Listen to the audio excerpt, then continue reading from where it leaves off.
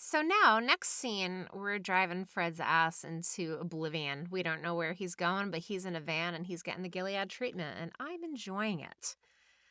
And he is very, very indignant over what he perceives as a betrayal of an agreement that he had with the U.S. government. And Twel's like, yeah, and we're just exercising a little provision within that agreement.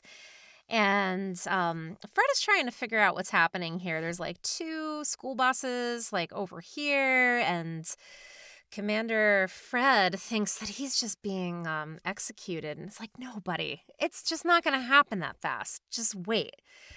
And he's like, no, you're going home, Commander. And Fred, like, just he panics. Right about here is where I was like, oh my God, they're finally going to execute Fred. But then in like the next breath, when we realize that we've got 22 somethings happening, like 22 resistant fighters, you mean? That's where I was like, oh my God, our fucking dreams are coming true. I know it was just hyperbole, but I think this is happening, guys. Oh my God. And I couldn't stop laughing for the next 10 minutes. This was fucking delightful from here on out. It so was. Like, the epitome for me was kind of in the middle towards the end of the Larry interaction, as Nick gets out of the car and I start to realize that we are going to have this interaction where Nick has all of the power and the tables have turned, and I started to just kind of like squeal with like anticipation of how this was going to go, and it just went exactly how I wanted it to. It was just so perfect, but it starts with Larry, and it's coming off of the last time that we've seen Larry and Fred. Was Fred trying to make a power move and in a lot of ways succeeding by forcing Larry and June into the ceremony. It sends Eleanor into a complete tizzy. Like, it's an entire thing. It's a disaster. It sends Serena over the edge to decide, you know what, I need to flip on Fred. Like it was a bad move on all accounts by Fred's part. And ultimately, I guess, did ultimately lead to his demise, because here we are. So seeing Larry come face to face with Fred, and now he's taking him back into custody, and there's no pretense as to what this is. Like, Fred finally gets at least this situation. Like, I feel like face to face with Larry, he finally realizes that there's really not much of a defense for him other than I did what I did for my family. And I mean, where is that going to get him within Gilead? He's coming back for treason. Like he is coming back, and he knows he's about to get executed. And there is no love lost between him and Lawrence. There's just none. And so, and it's played out as much, and it's really a quick interaction before Nick comes in, and it's exactly what it needs to be, of Fred being like, oh, well, I stand by what I did. And Larry's like, well, that's nice. Welcome home. And then before he could say anything more, Nick is there to be like, the eyes would like to take you into their own custody. And Larry's like, sorry, I guess he has this over a barrel, which is essentially what Fred had said when he did the whole ceremony thing of, this is just the laws and we're just doing what we should be. Sorry. And Larry got to kind of flip the table on him and flip the table on him and be like, you know what? Here we are. I guess he's got us over a barrel. There's nothing I can do. Go in grace. And it was just such a beautiful exit for Larry and Fred in their last interaction. I like the distinction here too, because when Nick rolls up and they start saying that like the eyes have tactical command around the border, that means you're in the borderlands. We can do whatever we want. Go in grace, Fred. Bye. It also was such a nice power shift because it, like, Nick, as the head of the eyes, has control of the borderlands. Nick has power where Fred is powerless, and it was such a nice shift back. I do want to backpedal slightly. I want to talk about the progression of Fred's fear, because that's what June was after. That's what she wanted, was like, she had originally said that she wanted him to be afraid as she was when she was in the woods being chased down and Hannah was pulled away from her, and Emily goaded her on and said more than that. And I think that this is that first initial fear, because when Fred realizes that what Twello has and June have orchestrated, Fred says, "A prisoner exchange? You can't!" Declaratively. Fred never bombastically declares anything, let alone with an exclamation point at the end of it. And his entire body seizes, and he pushes back against the forward momentum. And he looks visibly scared, and his breathing is unsteady. And this is the start of that, like, progression into fear, which is so gratifying to watch because it's unrelenting.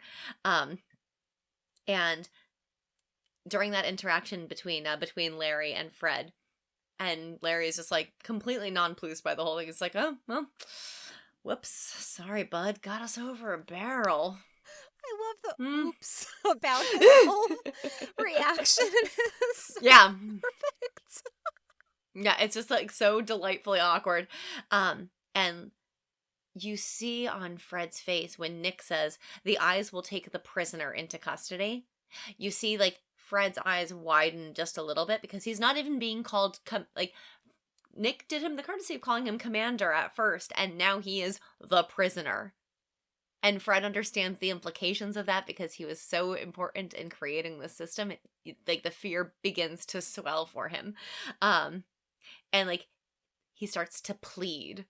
And to hear Fred grovel and plead to Nick, of all people, is so deeply satisfying. Like, son, you will regret this. Son, Nick.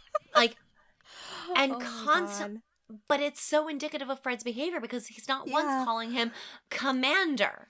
Mm-hmm. He's not not once respecting Nick's position, calling him son and Nick by his first name. When Nick was at least willing to give Waterford like the presence of mind of calling him commander in that last interaction. Yep, he just infantilizes him. And oh my God, I love this because, Fred is just trying to talk him out of whatever. And, Nick is like, yeah, keep moving. And then Fred's like, nope, I have questions and they deserve answers. And Nick pistol whips him. Oh my God. Again, I laughed my fucking ass off. Even before getting pistol whipped, though, like Fred's like being thrust in the back of another truck. Yes, that's the second time he's been in a van, and this time it's an actual neck shackle. The neck shackle. I was so digging that. I'm like, yes, exactly. You should experience that, you bastard, because that is something that like completely freaked me out in episode 3, seeing June have to be shackled by her fucking neck. And then to see Fred have to endure it, I'm like, yes, let's just lean into this. I enjoy it. Deliciously satisfying. I just want to jump back a little bit because it does begin Fred's fear in a way that is so also deliciously satisfying to me.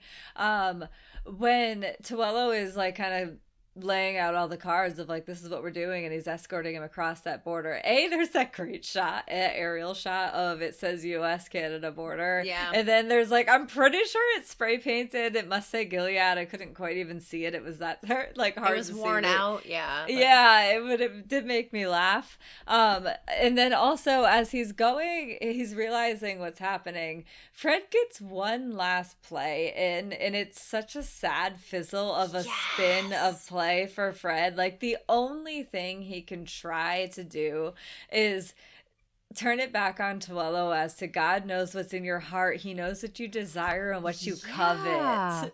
And it's like, okay, fine. But even so, Fred, enjoy Gilead. There you go. And it was just not much of a play, but he did try to accuse him of like, you want my wife. And Twello was like, well, even so, you reap what you sow, so have fun. Bye. Mm-hmm. Absolutely.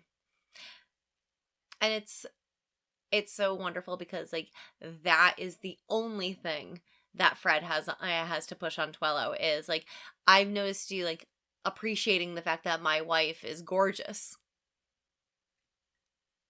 You haven't I mean, he's not acted on wrong. it.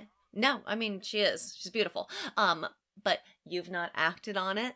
You've done nothing else. All I can do is say, like, how dare you think my wife is beautiful?